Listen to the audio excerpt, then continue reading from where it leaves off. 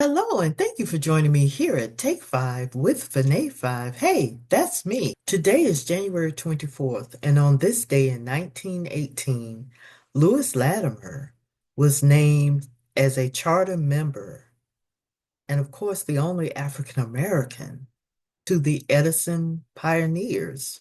That is such a great accomplishment. Thomas Edison also encouraged him to write a book. As we know, African American history is American history. Take a look. When we look back at the history of engineering in late 19th century America, big names jump out at us like Thomas Edison or Alexander Graham Bell. However, there is one man who connects these figures together, someone who worked with them on some of the most famous inventions, and in some cases improved on their advancements, but sadly he's not a household name.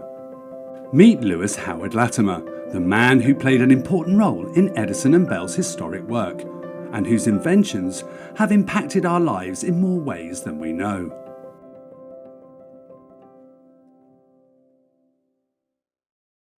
Lewis Howard Latimer was born on the 4th of September 1848 in Chelsea, Massachusetts, and was the youngest of 4 children born to George and Rebecca Latimer. 6 years prior to Lewis's birth, his parents had been slaves in Virginia. They managed to escape and sought freedom in neighbouring Boston, but shortly after arriving, George was recognised as a fugitive and jailed. The arrest was protested vigorously by the community. There was a trial, and the attempts to recapture George and return him to Virginia caused considerable agitation in Boston. When the trial judge ruled that Latimer still belonged to his Virginia owner, an African-American minister paid $400 for his release. With this very humble background, Lewis Latimer's family could only afford a few years of grammar school for him and his siblings. He still developed a keen interest in the arts, but especially in drawing, a skill that would benefit him hugely throughout his life. By the time of his adolescence, the Civil War had engulfed America, and in 1864, at the age of 16, Lewis enlisted in the Union Navy.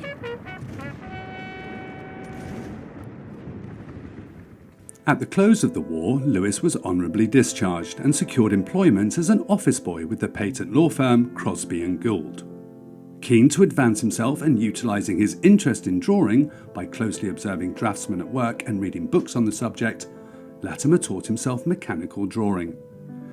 His perseverance and passion paid off, and Lewis eventually managed to become chief draftsman at the firm during his 11 years. In these years, Lewis met and married Mary Wilson, whom he would also go on to father 2 daughters with. Lewis secured his first patent in 1874 for the water closet, an improved toilet system for railroad cars, and in 1876, Lewis was hired by Alexander Graham Bell. Bell was working on his telephone invention and was in a race to get a patented design before anyone else registered a similar device. Latimer's expertise in draftsmanship meant that on the 14th of February 1876, Bell's telephone patent was filed just a few hours earlier than Bell's rival inventor, Elisha Gray. If it had not been for Latimer's expertise and knowledge, Bell may not have had the fame that he still holds in the world to this day. Alexander Graham Bell was not to be the only famous inventor Latimer would work closely with in his career. In 1880, Latimer began to work as a mechanical draftsman for Hiram Maxim, founder of the US Electric Lighting Company and fierce competitor to Thomas Edison. Here, Latimer learnt so much about light bulbs that by 1881, along with Joseph Nichols, he registered a patent for a light bulb with a carbon filament.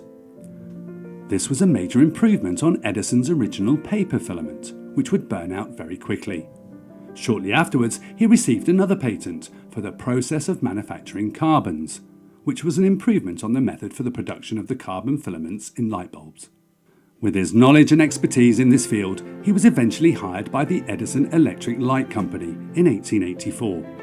Here he worked closely with Edison and became his patent investigator and expert witness, protecting Edison's patents and inventions against imitators. Impressed with Latimer's technical knowledge, Edison encouraged Latimer to write his first book, Incandescent Electric Lighting, a practical description of the Edison system. Latimer would also go on to become one of the charter members of the Edison Pioneers, where he was the only African American member of this highly prestigious group. Latimer remained with Edison's company throughout the years as it merged with other companies to form General Electric, the same company that's still active today. He continued his work in the legal department until 1911, where he spent the rest of his career as a patent consultant to law firms. Thank you for joining me here at Take 5 with Fanae 5. Hey, that's me. Be blessed.